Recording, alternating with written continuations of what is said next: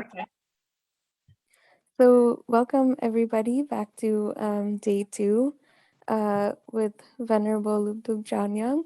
Thank you so much for joining again, and I'm going to hand it over to Venerable to continue from where we left off. I know a couple people had questions from yesterday, and we'll have some time later. Venerable will say when you can ask, and feel free to unmute and ask your questions or put it in the chat, and Venerable will we'll see them from the chat. Okay. Thank you. Thank you, Nivita. Yeah, I thought we covered most questions from yesterday, but maybe I didn't see them all. So if there are questions, you can already put them in the chat, or you can wait till I, ask for your questions. Then you have the biggest chance that I see it. But if you think like, oh my gosh, you're going to forget, then you can do it now. And if I forget, you can always copy that and paste it again. So welcome to the second day of our 3-day workshop on as an introduction to Buddhist meditation. Yesterday, we made a good start and we reflected on why we want to meditate. And if we listen to the answers, then they all come down to we want to have a more peaceful mind. We want to feel more happy. And I said a lot about motivation and how we should not just meditate because we like it. And I think I have to refine that a little bit. Because sometimes you might hear, oh, Buddhism is not about happiness, you're not allowed to be happy when you meditate, but actually we all want to be happy, and there is nothing wrong with wanting to be happy. His Holiness the Dalai Lama, he says the purpose of our life is to be happy. So our striving for happiness, there is nothing wrong with that. You should never give that up. So in that way, we can meditate in order to find more happiness. But the problem, what I tried to address yesterday, is the way we normally find happiness is by following our attachment, by following our good feelings with attachment. And so then we have a grasping mind that says, I want more, or I want better, or I'm still missing something, so therefore I need. So that mind is the mind of attachment. And if we engage in meditation with that type of mind, then the result of the meditation is not going to be happiness. Eventually you're going to walk into obstacles and the mind can become more upset and more disturbed. And because your motivation is coming from a self-grasping mind, the mind that grasps for happiness. Wanting happiness and grasping for happiness, there is a big difference in that, right? The grasping mind wants to be happy, but because it grasps, it cannot really find the happiness that we are looking for. We are looking for a happiness that is, when I listen to the students and I say, how does that happiness feel like? They say, oh, it's very peaceful, it's very stable, I feel content, I feel satisfied, right? That's what we are looking for, that type of mind. The happiness that comes with attachment is always dissatisfied. When we indulge in something, we say, oh, I want one more. Oh, I want to do it one more time and another time. And tomorrow I need to do it again. And I need to keep repeating certain things in order to have the same feelings arising in my mind. Right? So that happiness is not really satisfied. It is a dissatisfactory mind.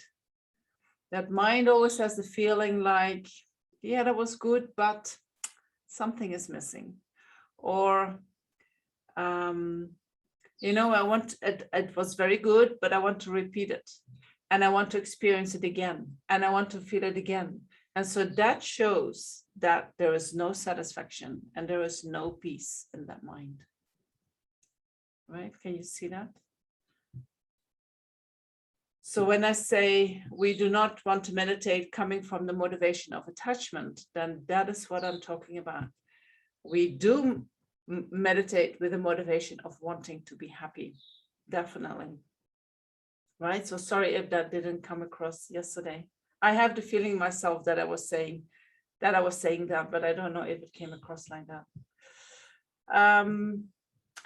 So what we also looked into yesterday is why we meditate and what meditation is about. And we spoke about that with meditation, we try to habituate the mind to either certain ways of thinking or a certain perspective. And we do that because the way we see reality at the moment, the way we perceive things, our line of thinking creates us a lot of suffering. And so in Buddhism, we apply a lot of reasoning to see, oh, my way of thinking is actually just based on what is good for me, but I forget everybody else. So how can I have a different line of thinking so that it includes everybody? And when that happens, the result of your thinking becomes much more meaningful, much more connected, much more loving, much more caring for yourself and for others. You know, and then when you develop these qualities in the mind becomes more stable. The mind becomes less emotional. The mind becomes less fluctuating, less going up and down. So that's what we want, isn't it? So what we do is so in Buddhism, we study a lot, right? That was what stopped me engaging in Buddhism in the beginning. But now, having done the studies, I can see the value and the preciousness of developing a different way of thinking in your mind and what that does to your mind. If we do not study, if we do not think about reality, if we do not think about our actions, if we do not think about our motivation, our attitude with which we engage in actions, then most of us, you know, we are walking or we are acting on a kind of automatic pilot where we just follow what we like and we move away from what we don't like. So that is an emotional mind. That mind is not, and what I mean is that mind is not based on reasoning. And so when we act from that place, the mind is very easily agitated. The mind goes very easily up and down, and it is very difficult for the mind to find stability. So in Buddhism, we study and then we apply reasoning, and then we habituate the mind with that. And we go over it again and again and again. And when we do that, you know, in the beginning, I thought, God, that's boring. You know, every time the same things, every time the same reasoning. Well, I know it now. Do I have to do this again? But actually, the more I engage in that, the more the meditation deepens, and the more insights I get, and the more I don't know, there's something very precious in finding ways of reasoning, finding pathways of thinking that are in accordance with reality. You know, somehow you feel I feel much more connected with life than before I started meditating.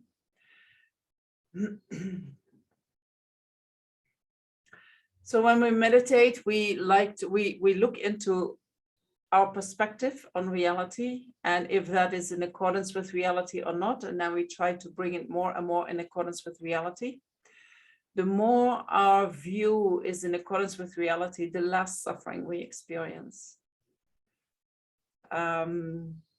If we have a view that is not in accordance with reality, we create all kinds of expectations which are not realistic. We create expectations that reality cannot meet, right? Because our expectations are not in accordance with reality. So then we're going to be disappointed. Or if our view is not in accordance with reality, we could have hopes. Oh, I hope this is going to happen. I hope I might meet with this. But if your view is not based on reality and just on your own attachment and your own delusions, it's very difficult for reality to give you that, right? To meet that in reality. Also, when our mind is very much not in line with reality, fear can easily arise in the mind because we don't understand. Why is this happening? And things do not make any sense. The more we are in line, our thinking is in line with reality, the more the things that we perceive make sense. Oh, of course this happens. Of course, this is the next step that happens. Of course, because I understand reality as it is. Right? When we understand it, there is less suffering. True? Even if we do not get what we want, first of all, our grasping won't be so strong. And then when we don't get what we want, we say, yeah, okay, sometimes we get what we want, sometimes we don't get what we want. It's not a big deal. But if I have a strong investment, if I really want that and I don't get it, I'm very disappointed, right? Then the mind gets very disturbed. So that is one thing that we do. And then the other thing that we do is we try to change our attitude. So at the moment, our attitude is very self-centered. It is all around me, me, me, me. I want this, I want that. How do I going to do that? How do I going to get that? That is how our mind functions. We don't have to beat ourselves up for that. That is just how it is. So, but Buddhism says if we come from that mind, then we have the tools that we have to find happiness is actually only our disturbing emotions. The way we find happiness is coming from following our feelings, following, when pleasant feelings come, attachment is right there. When unpleasant feelings arise in the mind, aversion is right there. And that is all about, I want to be happy, I want to be free of suffering. So Buddhism says that is an emotional mind that is not based on reasoning. And when we start to apply reasoning, we can see that just as I want to be happy, everybody else wants to be happy. And just as I want to be free of suffering, everybody else wants to be free of suffering. So what if I do not just work for my happiness, but I'm going to work for everybody's happiness? And I change my attitude. And so how you do that, because of course, at the moment, yes, we want our friends to be happy. We want our family to be happy. But if somebody has hurt us, we are not really wishing that person to be happy, right? Often we wish that person to suffer. So in order to create a mind, in order to develop a mind that is equanimous towards whoever is in front of you, there is a certain line of reasoning. And so we apply that reasoning again and again, and it makes a lot of sense. When you start going through it, it is like, oh, of course, the emotional mind is so short-sighted and is so about what is happening now and doesn't see the big perspective of, maybe this life or maybe all lifetimes. The emotional mind is just about now. And so when we start applying reasoning, we can change that attitude. And when we let go of that self-grasping attitude, the mind becomes much more calm, much more happy, less disturbed. Less disturbing emotions arise in the mind. We go less up and down, and we create a kind of stability. Right, that's what we do. And so then what we did is we went through the posture. And what I said is that the beginning of the meditation is finding the right posture for that meditation. And when you do that, and when you really tune into the feelings that arise in your body, your meditation already has started, right? It helps you to connect with your body. It helps you to bring your mind to the present moment. And that in itself already calms the mind down. And then finding that right posture and just sitting in the posture naturally pacifies your delusions. So even if you do nothing else than just sitting in the posture, you are already improving your mind. You are already changing the habit of running after your delusions and coming back to the present moment, coming back to, I would almost say, to the nature of the mind, instead of following whatever pops up in the mind. So today I'm going to talk about the two types of meditation, the concentration meditation and the analytical meditation. These are the main meditations in Buddhism. And we can apply them in many, many different ways. But it is good if you know how one meditation gets developed and then how we do the other meditation, and then why we need both of them. One is not enough. What we want, what we eventually want, is we want to be free of suffering, right? We want to find happiness. And so in order to develop the mind that is totally free of suffering, we need a mind that is very still and at the same time is extremely flexible and has the capacity to look at an object from all sides without losing the stability. That is what we need to develop. So we as not just as beginners, even if we are very advanced, we practice one at a time. We practice concentration meditation, or we practice analytical meditation.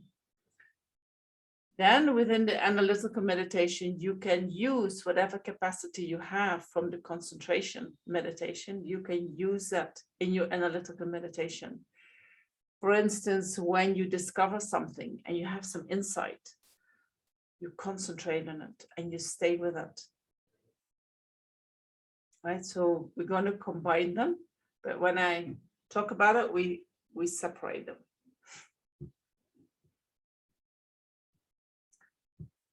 So what I also mentioned is that it is very good at the beginning of the session to set a good motivation, and then at the end of the session to do a dedication, right? So maybe, I mean, I'm already talking 15 minutes, but maybe we can start the session with setting a good motivation and just connect for a minute, 2 minutes, connecting with the body, connecting with our breath, feeling I'm here right now. I'm going to use this time to really listen to the instructions so that I can later apply that myself.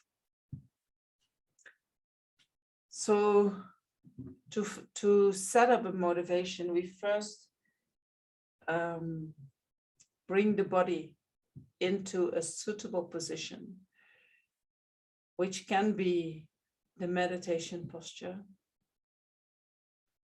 But if you're sitting on a chair, you can just sit on the chair with a straight back. Straight and at the same time relaxed.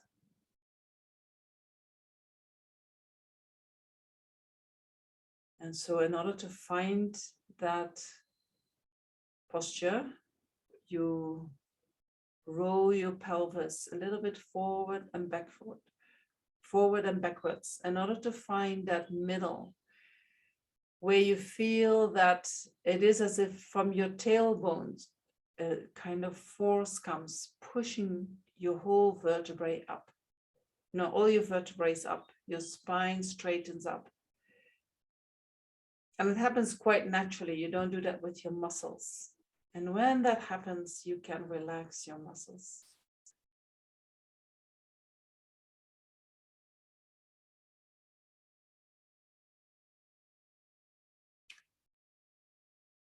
And so your mind is with your body, checking your back.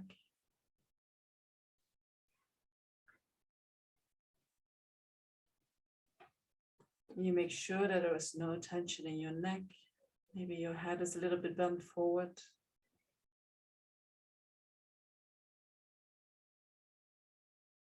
Your eyes are half closed, half opened. gazing to the space in front of you.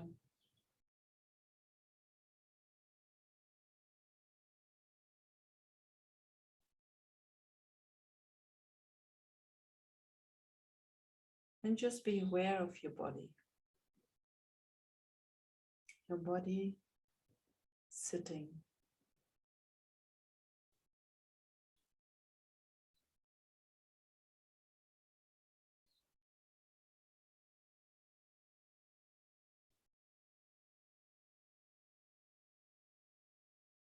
Your body is sitting.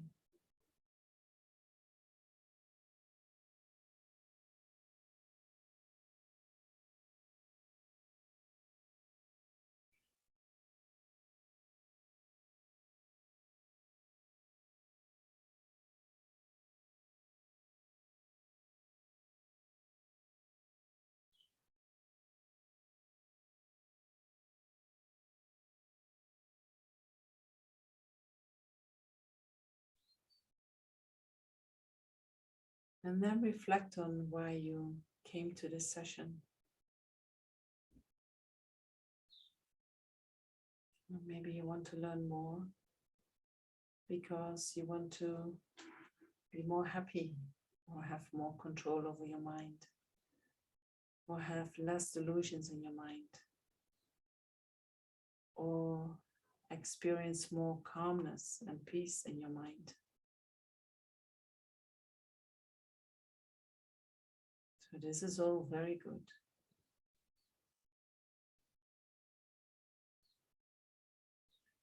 And then we can say, just as I would like to develop these qualities in my mind, so do all sentient beings wish to develop these qualities in the mind. They all want to be happy. They all want to be free of suffering. And so we are lucky enough that we found a method that can help us in a very skillful way to actually develop these qualities in the mind. We are very fortunate for that. Because if we look around, so many, even if we just look at a human being, so many human beings who have no refuge, who do not know how to work with the mind, who do not have the merit to meet teachings, who do not have even the idea that they could do something about the state of their mind. But we are lucky and we did find a method. We did have the idea that we could do something about it.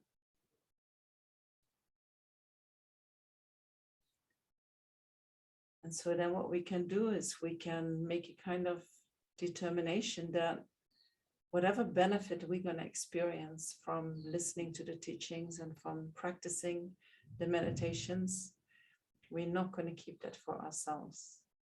If there is an opportunity that we can share, we're going to share freely. We don't hide it. We don't just keep it for us. We are willing to give everything that we learn. We are willing to give it away at the right time, at the right moment, to the right person.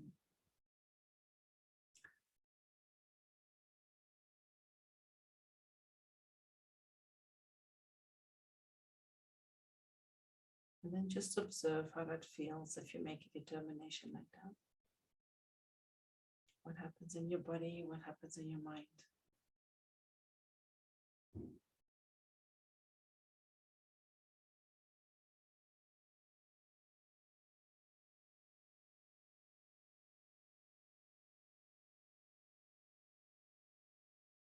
Okay. And then I'll talk a little bit about concentration meditation. Concentration meditation is also called stabilizing meditation or placement meditation.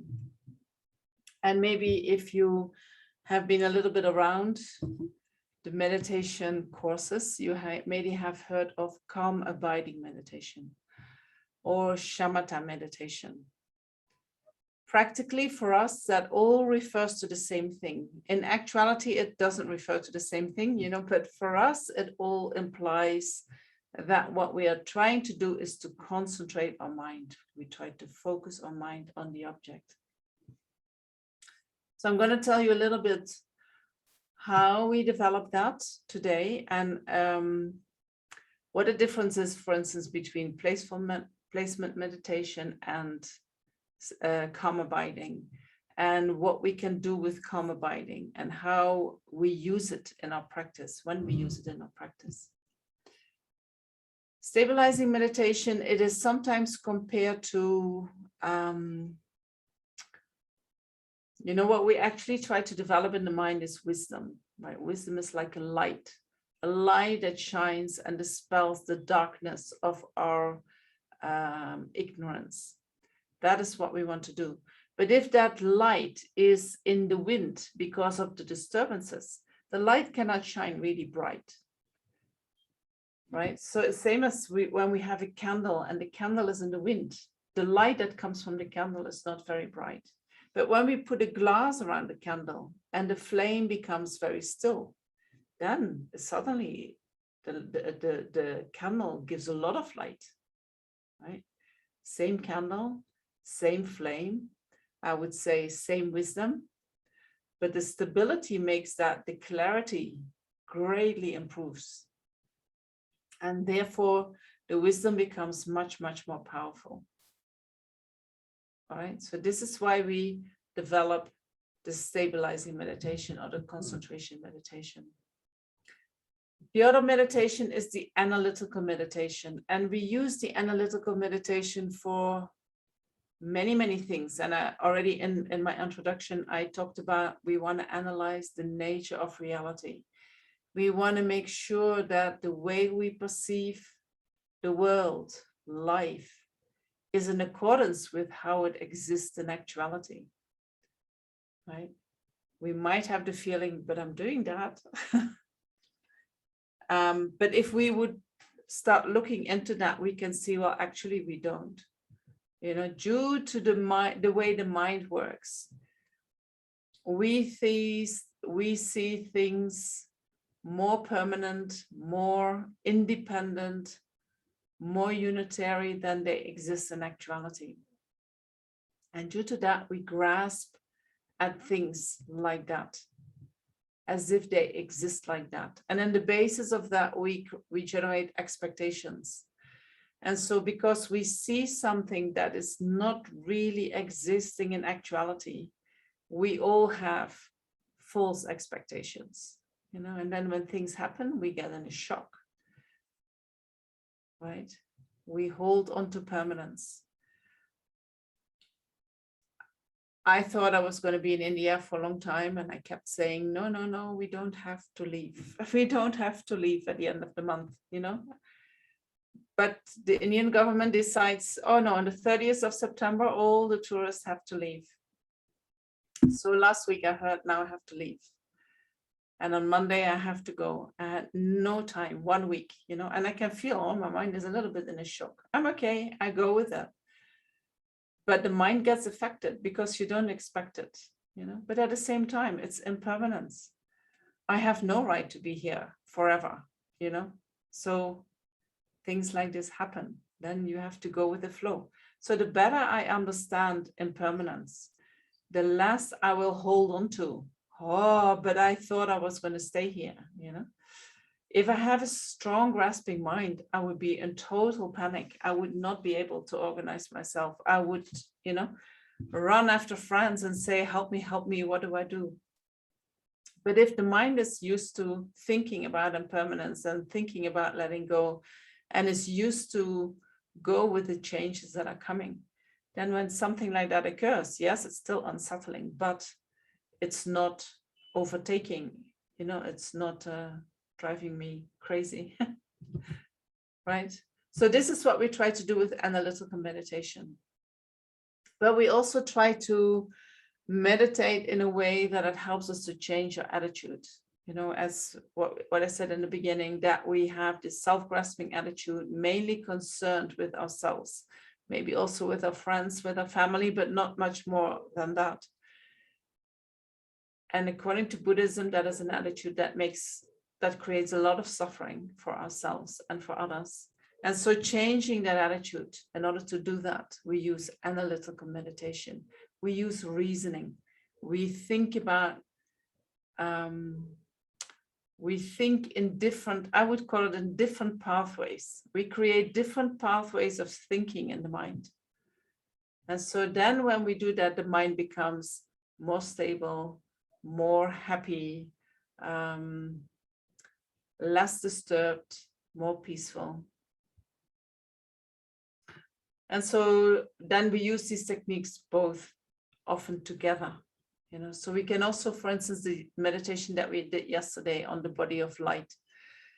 When you think about it, that is a kind of analysis, not too much analysis, a little bit analysis, but mainly concentration, right? When the light starts coming and the light is going out, you concentrate on the light. And so when the mind can concentrate really well, you can really deepen that experience and feel it in your whole body. And then you can generate that for a long period of time. And doing that on the body of light has a huge purifying effect on the body and the mind. It can make the body and the mind very light and very happy. Okay, so the concentration meditation. Concentration meditation, or calm abiding, or shamatha, is also used by the non-Buddhist, right? If you go to the yogis or you do the yogas, there is a lot of concentration meditation, trying to develop higher concentrations. So concentration meditation is that we focus our mind single-pointedly on an object. And we hold that concentration for as long as we can. So at the moment, how long can we do that? 1 second, 2 seconds, right? Very short. The mind is very distracted. Our mind is all the time racing around. And please correct me if it's not true. Yeah. Maybe some of you have already developed some concentration, but most people, they have no capacity to focus. And I think if you look into how the young people focus, they focus less and less and less long. The period of concentration becomes shorter and shorter. So we can say that we have the habit of being distracted, right? Our mind has the habit of being distracted. So then if we want to generate a habit in the mind of being concentrated, we have to train the mind. That's not coming with just having a good motivation. Today I'm going to be concentrated. It doesn't work like that, right? If the mind is habituated to being distracted, even if you want to concentrate, even if you have a very strong determination, you will not be able to do that. It's like, you know, your body is very weak and you think, you know what, I'm going to become a bodybuilder. And you say, and so I'm going to lift very heavy weights. I go to the gym and and you start with the heavy weights and you say, so now I'm going to lift that very heavy weight from the beginning. It's not going to work, right? You have to start where you are. So you start with low weights and you start with not too many series. And the series are maybe not too long. Maybe you do 8 or 10 lifts and then you have a break. And then you take a break 5 minutes and then you do another 8 or 10. And then tomorrow you can maybe do 12. And maybe you can do 3 series. And so then you build it up every day a little bit more. And then after 2 months, after 3 months, you can look back and then you say, wow, look at me. I can now lift all this weight. Before I couldn't do much, you know, and I could only do so often. But now I feel that my body has a strength that I can easily do that. So the same is for the mind. We have now a very disturbed mind, cannot concentrate, can only hold the object 1-2 seconds, is distracted, forgets the object. But that's where we are, and that is where we start the training, right? Bringing the mind back, bringing the mind back. That is the training. I bring the mind back. So in order to train, we need 2 qualities of the mind. First of all, we need to be mindful. Mindful means we do not forget the object. For instance, I decide I want to concentrate on my breath, and I want to do that by observing the rising and falling of my abdomen. That is my object, the rising and falling of my abdomen. And so I close my eyes and I focus on it. And 2 seconds later, my mind is somewhere else, right? And then my mind is somewhere else, sometimes for 5 minutes, sometimes for 10 minutes. And then we think, oh, I had to concentrate on my breath. Right? Okay, I bring my mind back to the breath. And then we focus 2 minutes on the breath, and then the mind takes off again, right? So that is where we are. And then in terms of where we are in terms of developing placements, they say that is where we all start. That is the first placement. The mind is mainly distracted. The mind has big trouble remembering to come back to the object, because the mindfulness is very weak. And then also the other quality that we need is introspection, or sometimes it's called alertness. Alertness is like that some people call it like a policeman checking the mindfulness, So I have the determination, I'm going to focus on my breath, and alertness is there checking, oh, are you really still in your breath? Are you still focusing on your breath? Are you still focusing on your breath? Oh, come back. You're not focusing on your breath. Mindfulness. So alertness checks on the mindfulness. Just having mindfulness is not enough. You need some kind of quality that reminds you, that keeps checking whether mindfulness is doing its job. So developing concentration, we focus on these 2 qualities, right? So we say, okay, my object is the breathing, observing the rising and falling of my abdomen. And while I do that, I need to keep checking if I'm still with my mind on my abdomen. I keep checking, I keep checking. And so then we go through stages of development. Would you like to try this first? I cannot see anyone saying yes, because most of you don't have your camera on. Yes. Yes, okay. Yes, from me. Let's try to do a short Yes. meditation, right? Because our meditation, the concentration is not very long. And so when we start doing this, it can take a lot of effort. When we train the body, the training takes a lot of effort. The result comes afterwards, right? With this meditation, it is very clear and it's very similar. Can be very intense to do this meditation, but the result will come afterwards, right? Then you will feel the space in your mind that you have created. Okay. So maybe go into, I'm not sure how difficult it is for you guys to go into the meditation posture. If it is easy to do, please do so. If it is complicated, then just sit on the chair with a straight back.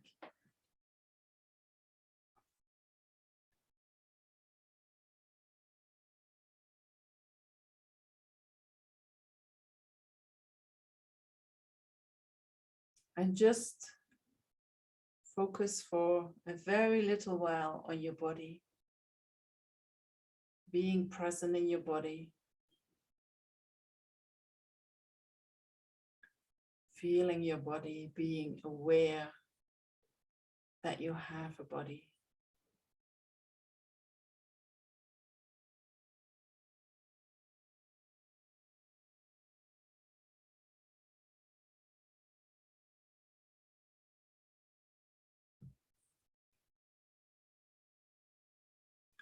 And then focus your mind on your breath by observing the rising and falling of your abdomen.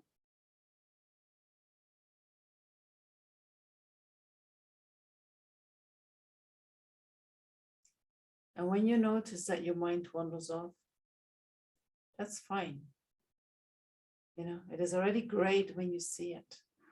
And what you do is you gently bring your mind back to your breath. Focus on the rising and falling of your abdomen.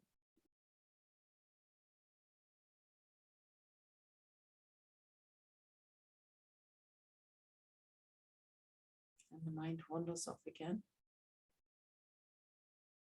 You remember, oh, I have to focus on my breath. And you bring the mind back.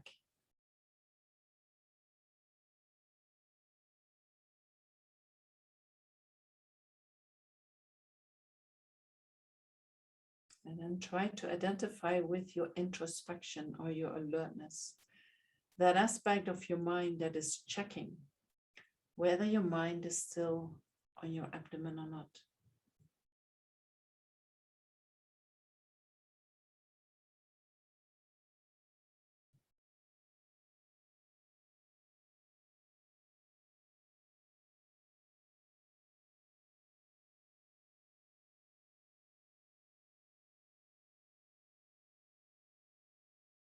And when you're very focused on your alertness, it can be that the mind becomes a bit agitated or a bit anxious.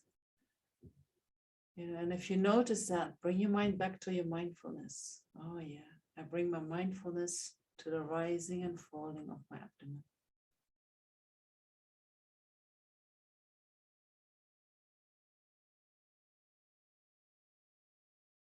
And then check your alertness. Check whether your mind is still on your breath.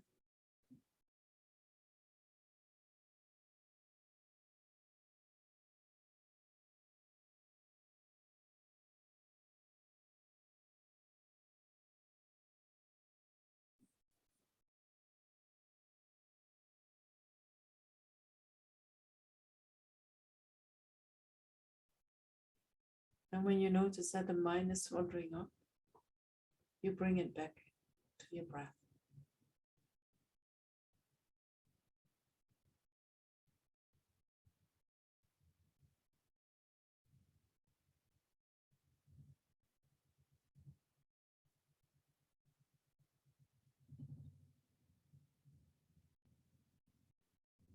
You bring the mind back to your breath.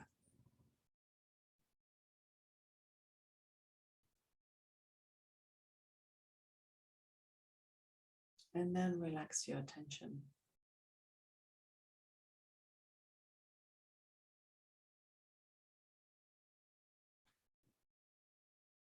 How was that?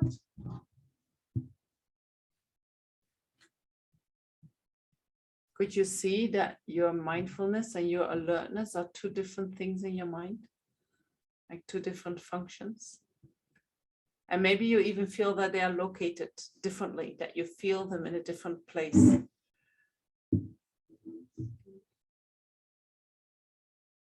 Right? They're not the same thing. They don't feel in the same way. They don't do the same thing. They have a different function. So it is good that you can distinguish them. And when you do practice concentration meditation, what you do is you change your focus from your mindfulness to your alertness, to your mindfulness, to your alertness, you know, and you can decide how fast you want to swap that, but you're not just focused on the mindfulness. You also check with your alertness. But if you're just with your alertness, you lose connection with your mindfulness. So then you go back to your mindfulness, right? And so you keep changing that in the rhythm that feels for you most suitable. Okay, we do not have the capacity at the moment that we can use these two qualities at the same time. They come after each other, they alternate. All right, but we need both. And so the more you can do that, the stronger these qualities become. And then you can stay longer on the object and you will be less often distracted. So if we want to develop, I'll tell you a little bit how we can develop this concentration and then put that in the perspective of meditation practices in general, also that are used in other traditions, and how we use it in Buddhism. Right. So the concentration meditation, we first try to stay on the object, and the mind is more distracted than it is actually focused. And in the beginning, it seems when you start doing this kind of meditation, it seems like, oh my gosh, my thoughts, it's just getting worse. I thought my mind was distracted, but it's much worse than I thought. Or maybe the disturbing emotions that seem to appear in your mind, they become more powerful or stronger or more often, or, you know, you feel like, oh my gosh, the meditation just makes it worse. But that is actually a good sign. What is happening is that you see how distracted your mind is. You see how disturbed your mind is. It is not that it becomes more disturbed. You just see it better because you're looking at it. So that is a good thing, right? So you have to sit with that and trust that when you keep going, that will start to change. So first it appears as it's getting worse. And then you keep continuously trying to focus the mind on the object. And then the mind, you know, in the second stage, we go through what they call 9 mental states before we have very good concentration. So in the second stage, the mind is still very scattered. It is still, you know, going to the future. Often the mind is wandering off, having whole scenarios playing out what we're going to do after this session or tomorrow, or when something exciting is happening. But in the second stage, these thoughts are slowly coming to rest, you know, a little bit. So you can concentrate a little bit longer than 1 or 2 seconds. And the break, the time that you are distracted becomes shorter, you know. I remember when I started doing this, I could be easily 10 minutes away before I realized, oh, I'm meditating, yeah. And slowly that time becomes shorter, 5 minutes, 3 minutes, 2 minutes, you know. And at a certain point, you can see the mind going, and then you say, oh, there it is going, I'll bring it back. Right, that's where we want to go. So then in the third stage, you keep resetting the mind, bringing it back. So you notice earlier that the mind is distracted and the mind is not that long away from the object, but it is still a lot away. You still have to keep bringing the mind back. And so then in the fourth stage of developing concentration, the mind can, what they say is the mind becomes more familiar with the object. And because the mind is more familiar with the object, it can stay longer with the object. So you will still be distracted, but the moment that you stay with the object becomes longer. And then the moments that you are distracted become much shorter. And so then you get a kind of continuity in the mind of being with the object. Even if the mind is sometimes away, you know, in general, there is a kind of continuity building.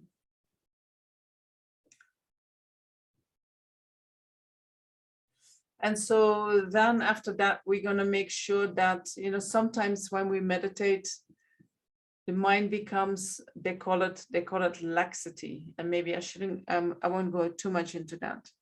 Laxity means that the mind becomes a little bit dull. It's not really clear. It's not really awake. It is not really vivid. Your appearance is not really vivid, but it feels quite nice, you know. So you can sit in that dullness for a long period of time, but it is not real meditation.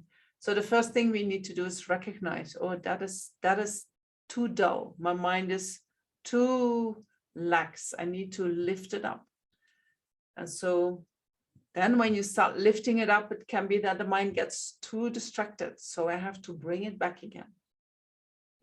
And so we are playing with qualities in the mind, that are there in our habit of being distracted.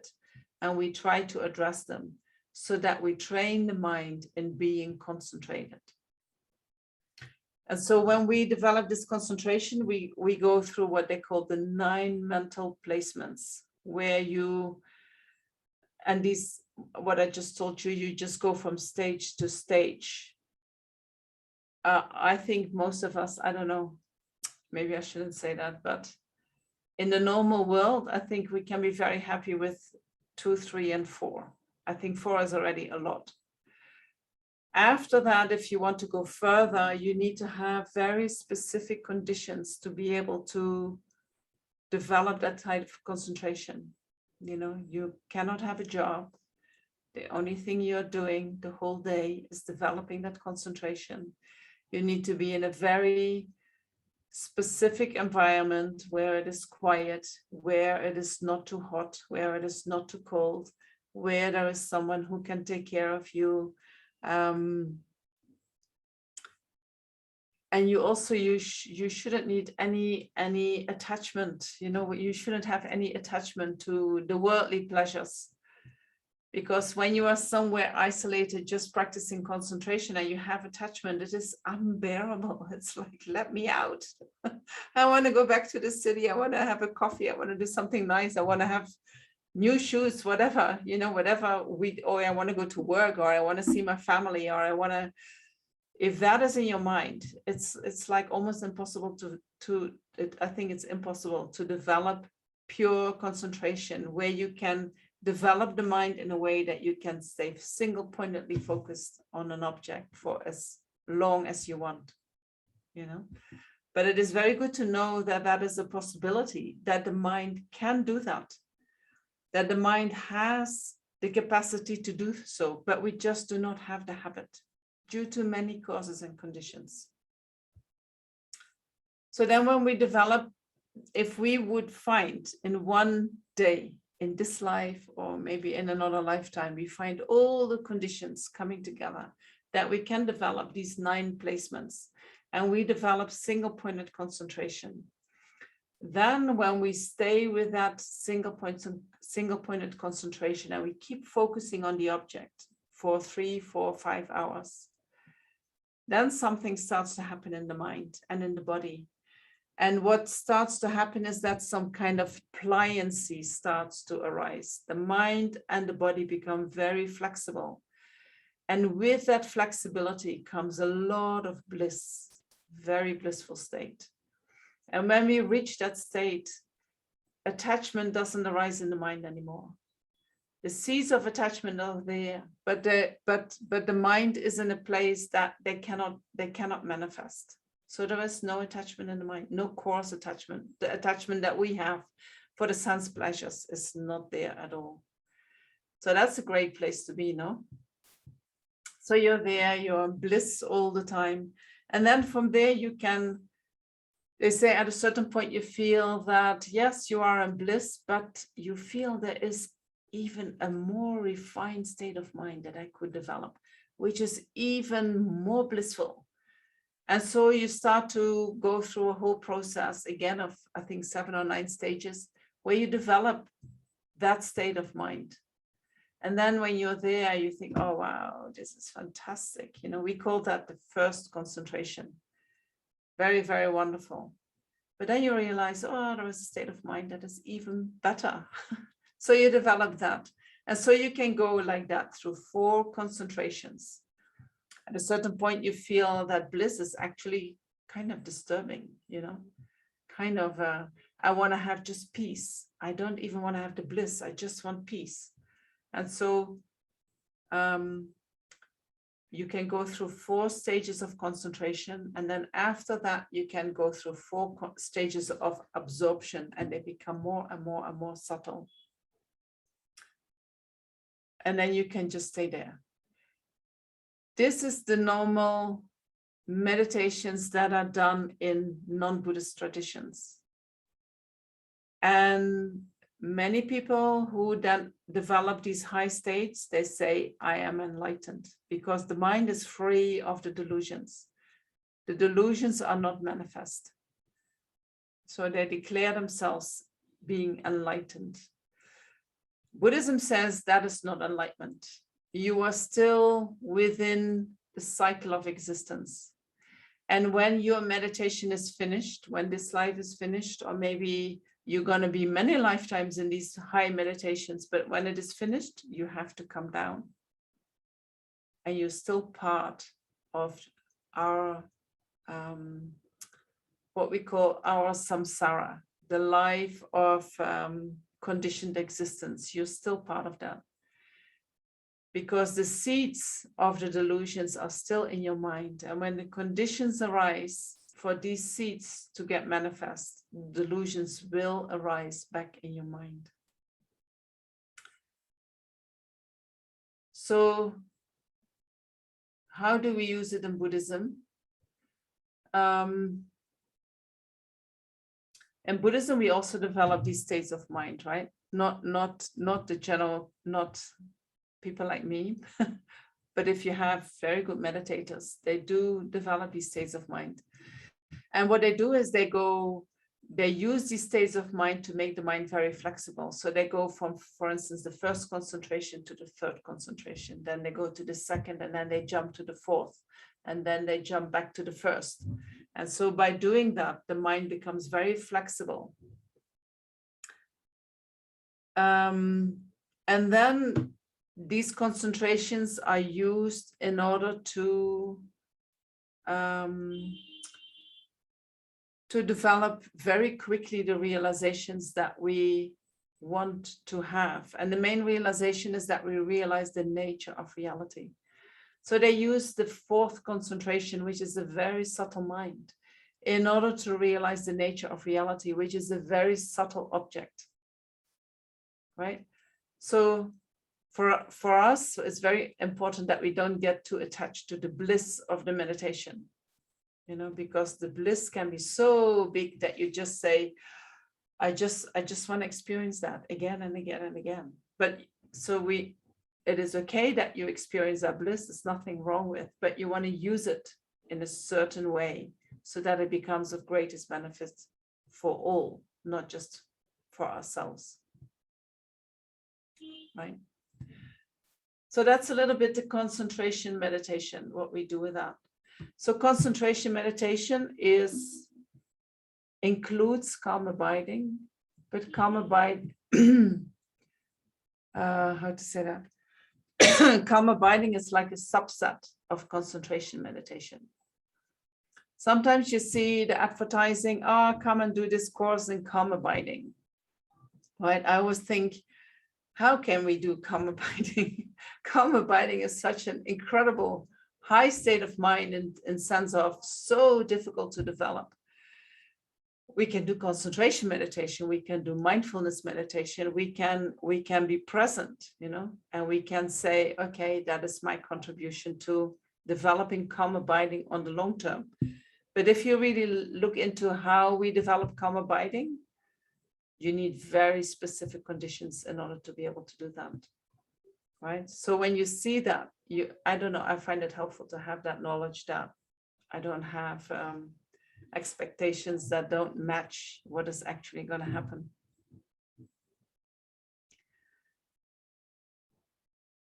All right, the mindfulness meditation is I mean, it is used a lot at the moment, no? You see, the psychologists have discovered that, and there are also many groups of mindfulness teachers who teach their way of being mindful. And tomorrow I will talk a little bit more how we can use that. I will talk about analytical meditation and why we use that, where we use that, and I will talk about the mindfulness meditation, what you can do with that. For us, often the mind is so occupied, right? It's so busy, so many thoughts, so many delusions. We just want to get away from it. We just want to have that mind stops and that we have some space from it. So then when you start about analytical meditation where you need to think, you think, oh my gosh, don't start me about thinking. I wanna move away from this thinking. It is all too much. And so then starting with mindfulness, just being present, just how can I let go of all these thoughts? How can I step back from all these thoughts? Can be very helpful to start there, you know. Then when you have more space in the mind, then you can start applying the analytical meditations where you really apply reasoning, right? Okay. I'm going to stop here for a minute. See if you have any questions.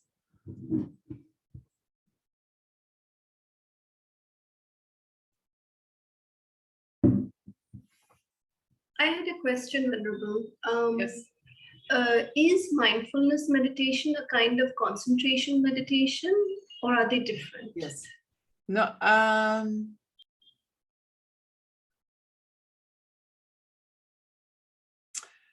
You know, mindfulness meditation, what they do is they use the word mindfulness and then they give it a meaning, which is different from how the specific meaning that Buddhism gives, you know, so then we get a little bit confused, like, oh, what do they mean? But I think when I look into what is mindfulness meditation, they do quite similar, bringing the mind back again and again and again. What I don't do so much, what I do see in concentration meditation is that they focus very, very sharp, you know. For us, that doesn't seem to feel pleasant. It feels like too tight and maybe there's also too much attachment in the mind that we can do that. So the mind is not less concentrated in that it is distracted, but it is not focused on very sharp on one object. So I can use, for instance, to scan my whole body. That can be a mindfulness meditation. So the mind is moving. For my mind, that is much easier than that I just stay focused on one object, you know. And to be honest, when I'm focused on one object, I get bored and my attachment just cannot bear it. I want to have something more to investigate or to experience or to connect with than just that one object, right? So is it the same? I don't know. I would say it is definitely not the same as when you are about to develop, when you want to develop calm abiding and the stages that you have to go through. There you have to really focus just on one object, right? And the object that is used in my tradition is that you meditate on the deity, on the Buddha, on some kind of virtuous object. And you keep that same object through the whole development of your meditation. And so if you would go into a cave and or into a retreat hut and you want to develop calm abiding, it can take 5-6 months if you have all the conditions present, right? And so you have one object. For me, that would be unbearable, right? But I think with the mindfulness meditations, we bring the mind to the body, we bring the mind to the feelings, we bring the mind to the breath. These are very good preparations and very, very helpful at this period of time, you know, where we don't have the merit to go to the cave. We don't have the conditions to do that. We don't have the mind to do that. We are very busy. And so just, I don't know, when I started doing this meditation, that was a kind of mindfulness meditation, focusing on the breath. I would do 5 minutes a day because I couldn't focus any longer, you know. And then slowly I made it 10 minutes and 12 minutes. And 3 months later, I looked back and I thought, my gosh, my mind has changed so much, you know, from just 5 minutes. So that is the power of mindfulness meditation. So I do not, you know, it's, yeah. But I think there is a slight difference between that and preparing for calm abiding. Yeah.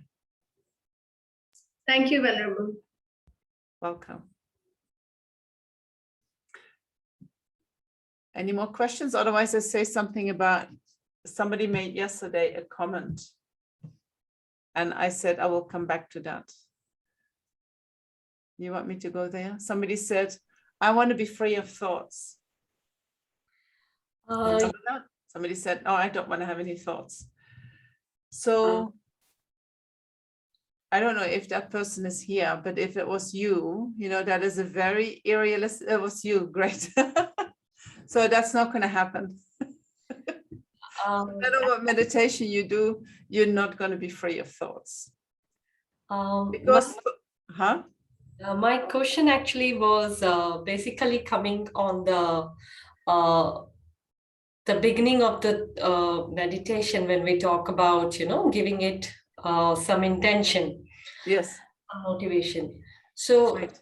What my confusion is, when we say that motivation, if we will look into the nature of motivation, the moment something to motivate you, you are also some expectations of the result coming out of that motivation also set in initially.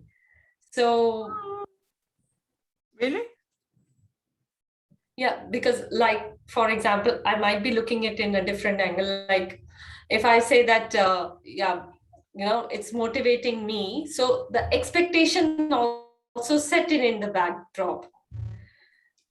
Means how I am not able to give a correct example right now. So say like we train harder to get better, for example.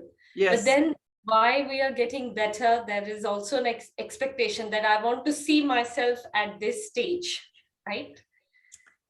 So maybe I can answer like that. So you didn't talk about wanting the mind to be free of thoughts. Oh, that was somebody else. That was you, right, or not? Or you don't see where I'm on the camera. Let me see your name. That was Sandeep. Was that you? Yeah, it was me. Yeah, hi, Venerable. It was me to say free of thoughts and just get only important thoughts, not get Yes. Okay, I'll come back to that. So when we set a motivation, you know, at the moment, what motivates us is we can never generate at the moment, we cannot just generate a motivation that is free of attachment, because we don't even know what it is to be free of attachment. So when we generate a motivation, even when it is a positive motivation, even when it is a virtuous motivation, there is always a kind of mixture with attachment, right? Especially in the beginning, because it's like we don't have the capacity yet to distinguish, to separate, to recognize. So then it is mixed. When attachment is there, attachment is what is creating these expectations. Attachment is grasping at result. Attachment is the one that says, I want to become better. But why do you want to become better? There is some kind of attachment there, right? And so when that attachment is there and you start working with that attachment, you actually can create more tension in your mind. And so when you see that, you have to check, where is my attachment at work? And how can I do that different, that the attachment is, that I can let go of that aspect of the meditation. Right? But it takes a lot of time to purify the mind from that attachment, to distinguish, to separate. This is the virtuous mind, this is the mind of attachment. In the beginning, they come together, right? And often attachment comes so easy. And any goal that you set, you know, when I started meditating, when I became a nun, I wanted to become enlightened for all sentient beings. I wanted to become enlightened. Looking back, I would say that was totally mixed with attachment. I want to achieve something, you know, so I started doing prostrations and doing meditations and working hard. And I think after 3 or 4 months, I started bleeding and it didn't stop, you know, so I had to go to the doctor. I had to come out of retreat and go to the doctor. And then I met a teacher and he said, I was doing like 400 prostrations a day. I want to be enlightened quickly for all sentient beings, you know. And then he said, so when you do prostrations, maybe you do 10 a day. And I thought, oh, come on, 10 a day. How can I get enlightened with 10 a day? Right? And so that is attachment. You can see that, no? I want to achieve something. And so learning to walk on the spiritual path in a manner that you have time enough. It's going to take a long time. So the energy that you use needs to be there for a long period of time. So you don't want to overdo anything, right? I couldn't bear that in the beginning. I was like, no way, I'm going to do this, you know, but it took many years for me to let go of that and to chill out and to accept that it's not going to happen so quickly and be okay with that. And but that's just like a major unlearning, because it is. Since the moment you go to your education, you know, the parents start inculcating some values to you. There is always some expectations, some goals. Yeah. So sometimes I wonder that so far I have lived. So now again, the process of unlearning I have to do. So whatever learning we have done, now I have to work towards unlearning that. Yes, we are conditioned, right? We are living in conditioned existence. Yeah. And so we believe in certain things. And whole society, I mean, the whole society is based on developing attachment. Right? More and more and more, faster, faster, faster. It's all attachment based. If we would, the whole economy drives on attachment. If we would all learn how to let go of that, you know, we wouldn't buy anything anymore in the shop, right? Or hardly anything. We would not be part of that consumerism anymore. We would be content with what we are having. So we are conditioned to work with our attachment because the whole world is working like that, right? So Buddhism calls that conditioned, I mean, and this is the age, this is the time that the delusions are very strong, that attachment is very strong. If we don't get what we want, we're very agitated, but that is not our nature. So Buddhism says that is not our nature. That is just something that we learned. But it's not reality. It's not the ultimate truth. It's not how life actually works. You know, it is created. It is artificial. It is made up. And so when we learn that, what I feel in my life, I feel like almost like a spring that gets more tight, more tight, more tight. You know, you get wind up more and more and more and more. And then when you start meditating, you actually have to unwind. And it is an unlearning. You unlearn. And so you can say, oh, why did I do all that learning? And now I need to unlearn, you know, but maybe if we never had done that learning, we would not appreciate the unlearning. We would not have the awareness about the unlearning. I don't know. I don't think there's any reason why the things are the way they are, but the only thing is that we can say, oh, this is my mind. This is what my mind is doing. Does it make me happy? Does it make you happy?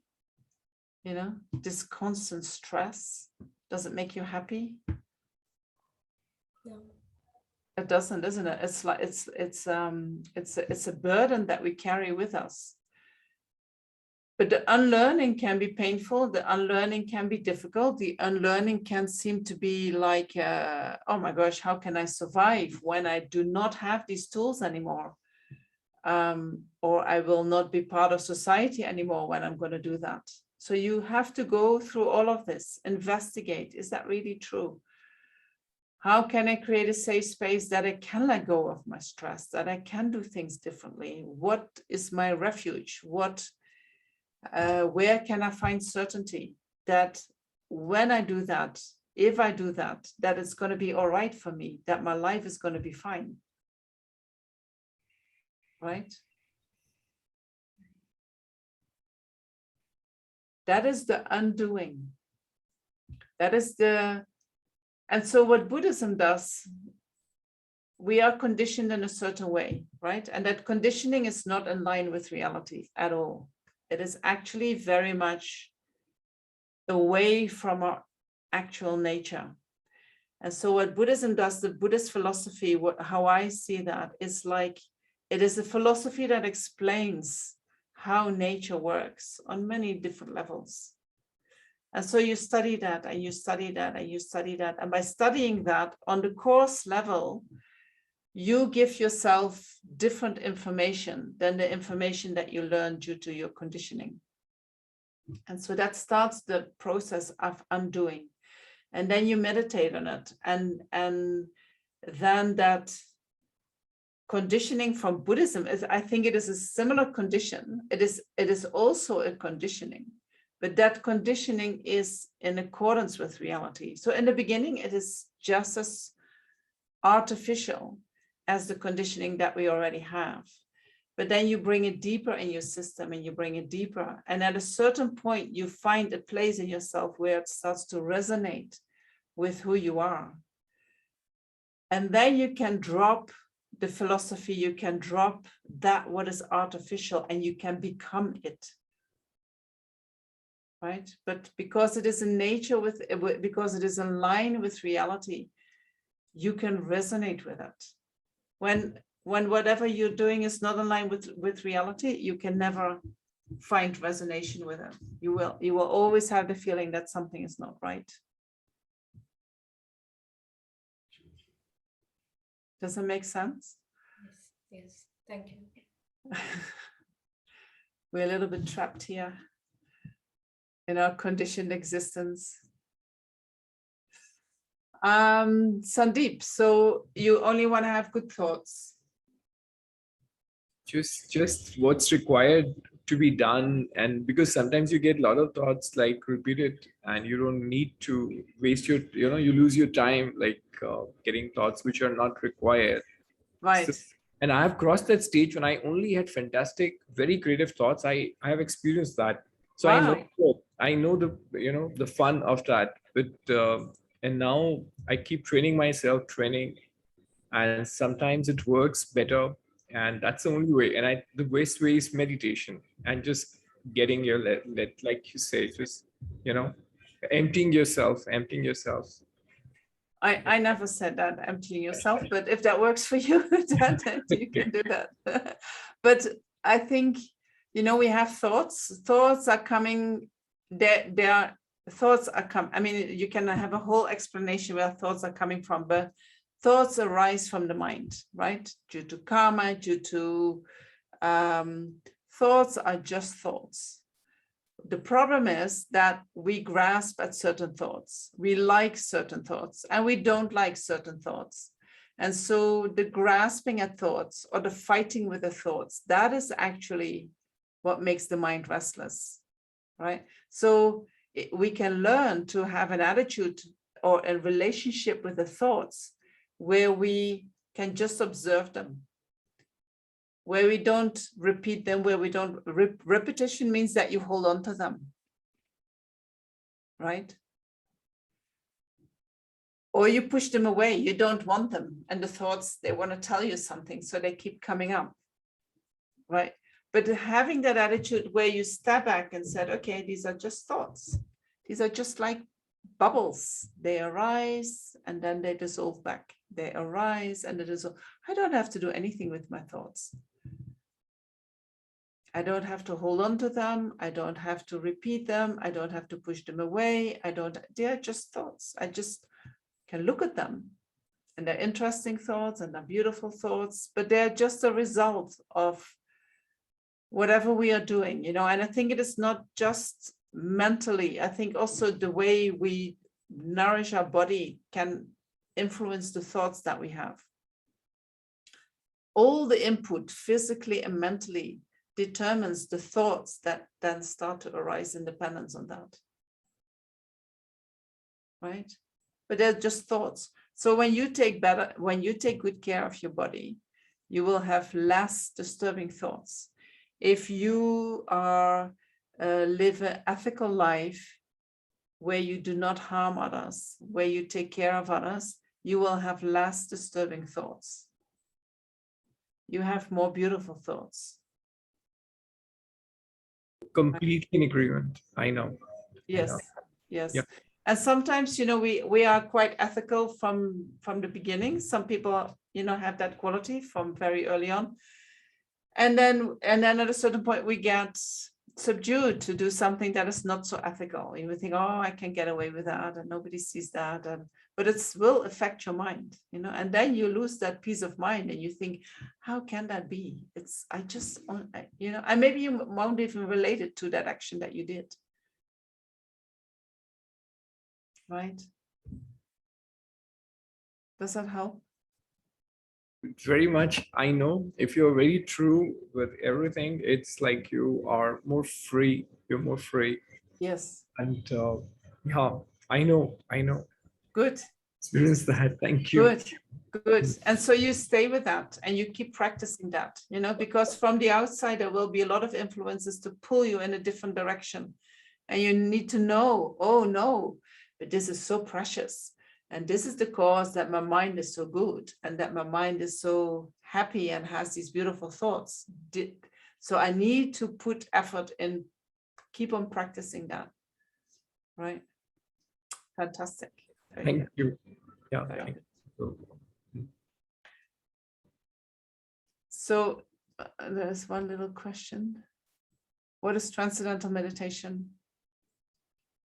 So Transcendental Meditation is a meditation that is, I'm going to guess it is written in the Vedas, but the Maharishi brought that to life in our age, right? He has now passed away, but his movement is still very much active. So what they are doing is they're using the power of the mantra in order to go inside, in order to connect with more, that is how I see it, in order to connect with more subtle levels of consciousness.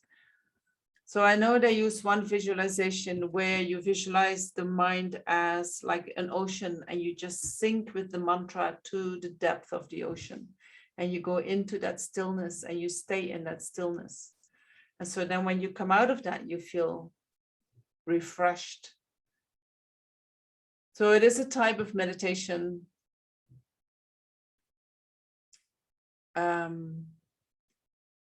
We all have different karmic disposition, and some people feel like, oh, that is it, For me, repeating Ram 100 times every day the rest of my life, it's not going to do it. I need something else to entertain my mental consciousness, but where I lived in Holland, that was very close to where the Maharishi was living, and I was in contact with these people and I talked a lot with them, and they and they are trying to. So what I saw that they were doing, for instance, they want to try to fly, right?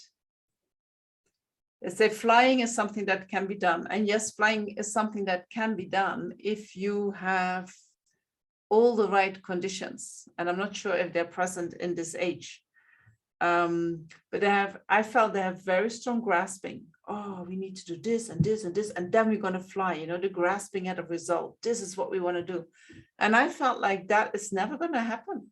If you have that kind of mind who wants to do that, no matter how perfect your conditions are, it's not going to happen, because the mind that can fly, you need to have at least calm abiding. And the mind of calm abiding, there is no attachment present. Nothing, you cannot find it there. So there was this contradiction, and I didn't like this. Oh, we do this all because we want to fly. And then what? Then you can fly, and then what? just because it gives you a pleasant feeling, for me, it's not good enough. You know, I want to make my life meaningful. But for other people, that is the best thing that happens to them, you know, and they feel like I want to devote my whole life to that. Great. Right? So everyone has to look for what resonates with them inside, what works for them. You know, we already did so much in past lives, and we might have imprints for certain meditations, but not for other meditations. And when you find your meditations, you will know it. You will feel that, oh, yes, I know this. I want to do this. All right. So up. Let me see where you are. Ah, there. I can't see you. All right, good. So we do a little meditation on concentration. And I'll make it a little bit more mindfulness so that we don't have this very strong concentration. Okay, because I think sometimes we get too tense when we do that. Right? We need to, learn to work with the mind as it is at the moment.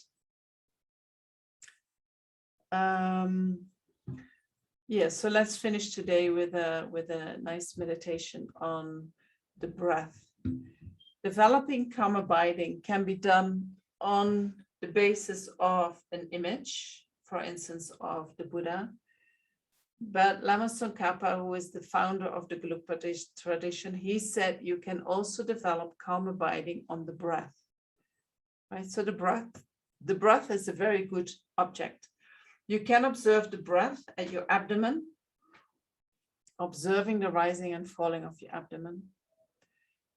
You can also observe the breath at your nostrils by feeling the breath coming in and out, you know, how it touches your nostrils or just below your nostrils.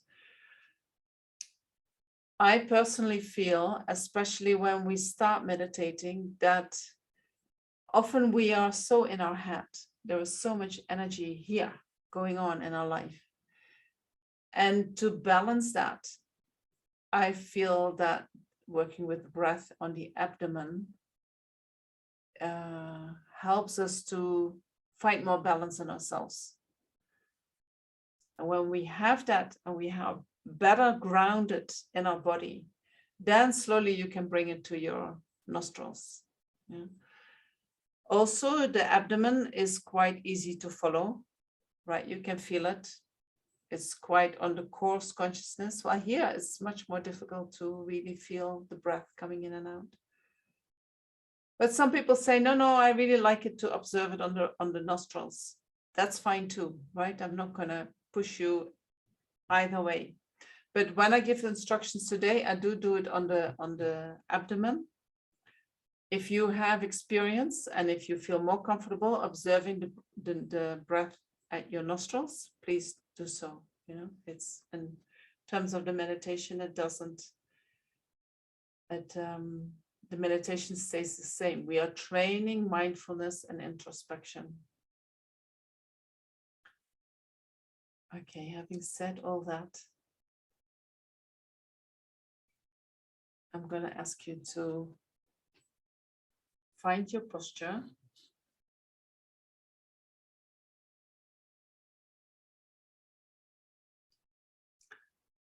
So you take a little bit of time to focus on your body,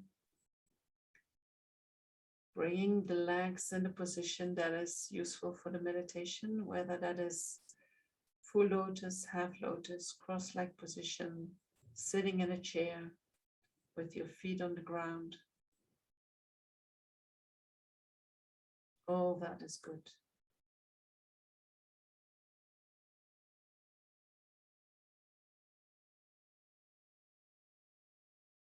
And then you check your back. The back needs to be straight and at the same time relaxed. So you roll your pelvis a little bit backwards and forwards to find that point where your spine naturally straightens up.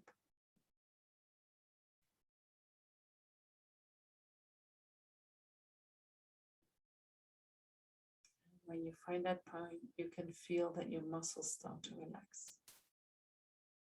The muscles along the spine and then the muscles in the shoulder.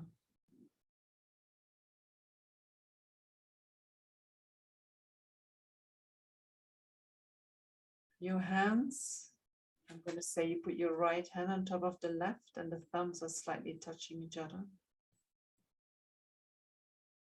That makes you very uncomfortable. You can also put your hands on your lap or on your thighs.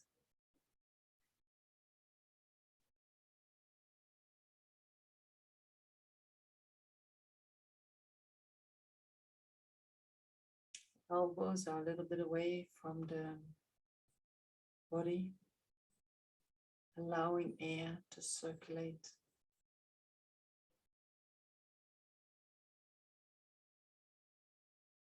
And then your head is a little bit bent forward.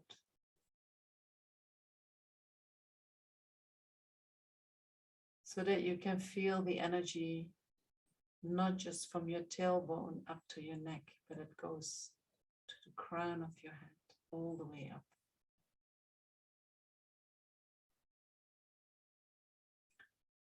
Your jaws are relaxed.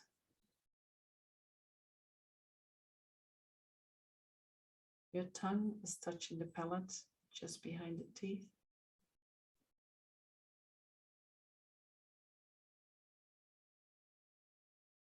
And your eyes are half closed, half opened. I think they're more closed than open, but they allow a little bit of light to come in.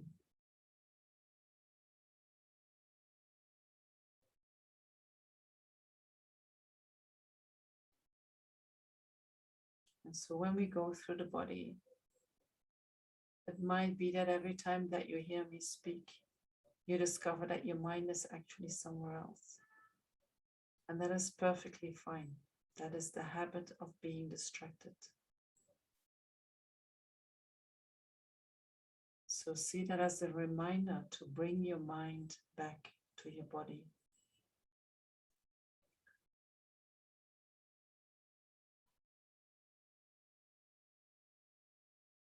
You are gentle with yourself. You don't beat yourself up. You don't have to punish yourself.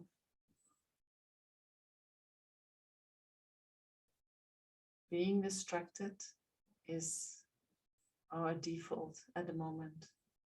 And that's fine. That's where we are at.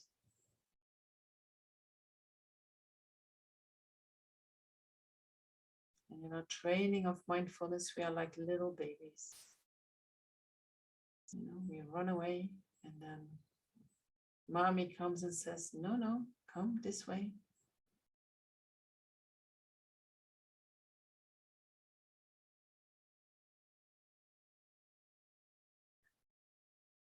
And so when you feel that your body is in the right position, and bring your mind to your breath,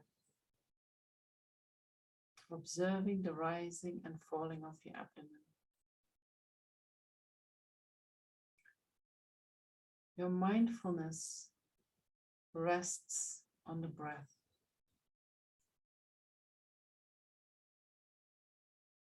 Mindfulness wants to make it tie with that breath, or wants to tie it up so that it doesn't forget the breath.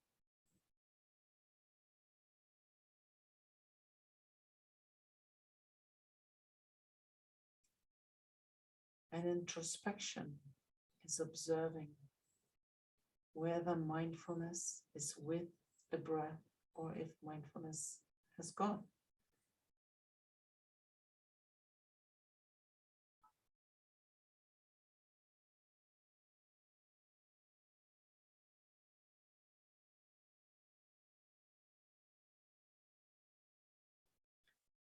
And so one part of your mind is focused on the movements of your abdomen,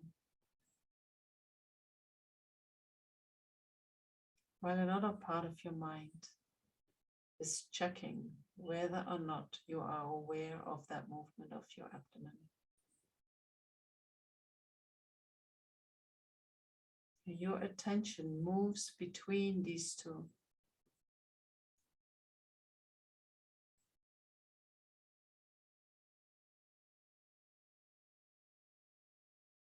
So you observe the movements of your breath and the movements of your abdomen. Every time when you breathe in and breathe out.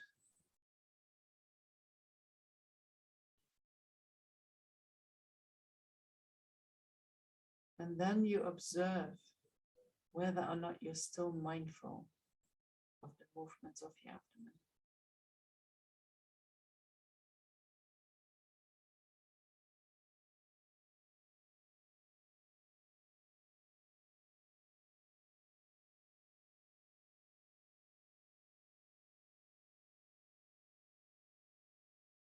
Then you go back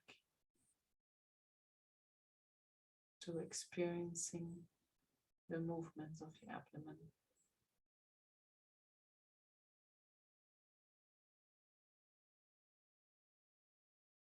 You're aware of the feelings that arise in the mind.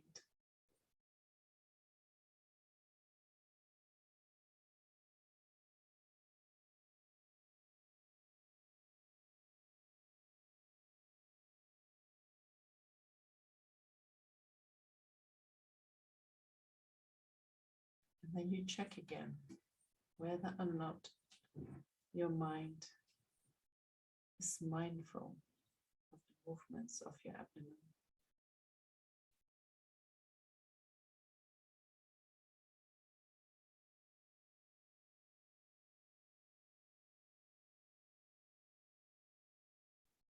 And now try to apply that yourself. Going from one function, from mindfulness to alertness, to mindfulness to alertness.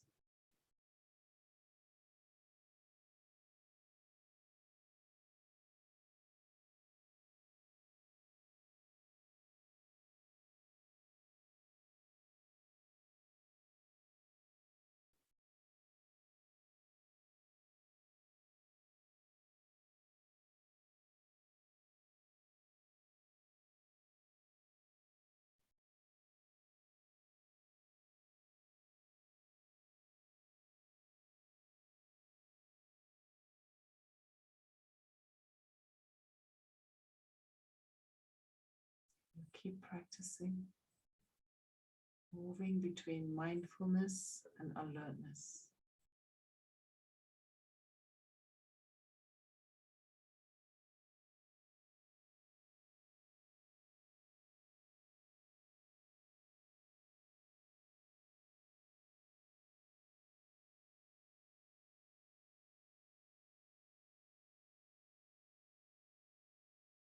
And maybe you notice that you are getting a little bit tired. Tired of concentrating so hard. Tired of trying to remember what you need to do. Just tired of, in your mind, of doing this exercise. So that is normal. Because the mind is not used to that. It's like going for the first time to the gym.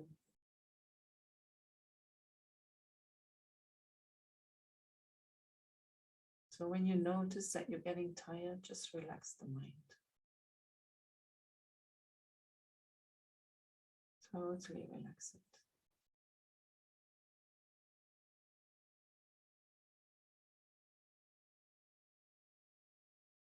And appreciate that you engaged in that training.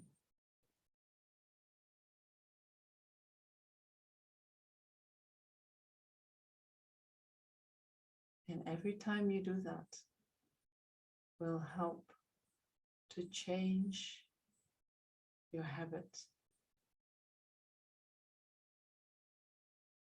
It will help to change it from being distracted to being mindful.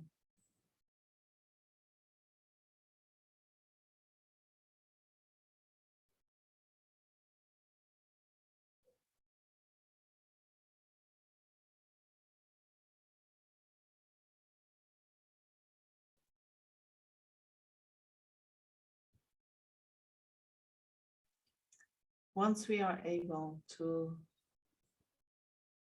really be mindful, because we trained it for a long period of time,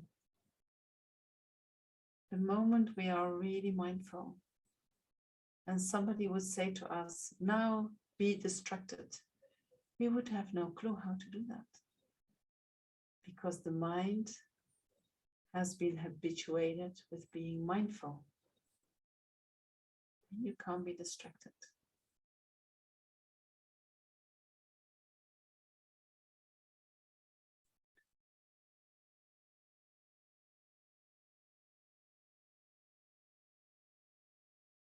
And so creating a new habit takes time, but you also know that every time you put some energy in this, it will have an effect.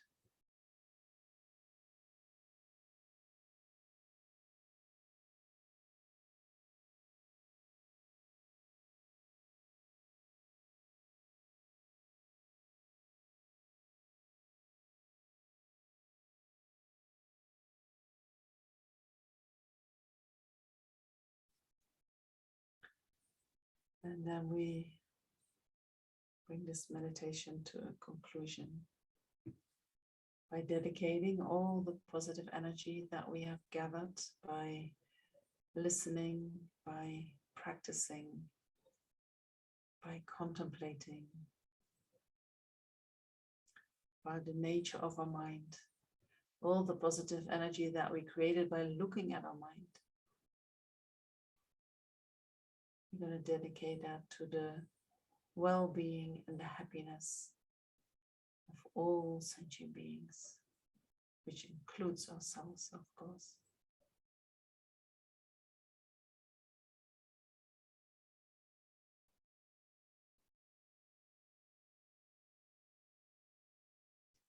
And then I would like to thank you for being here.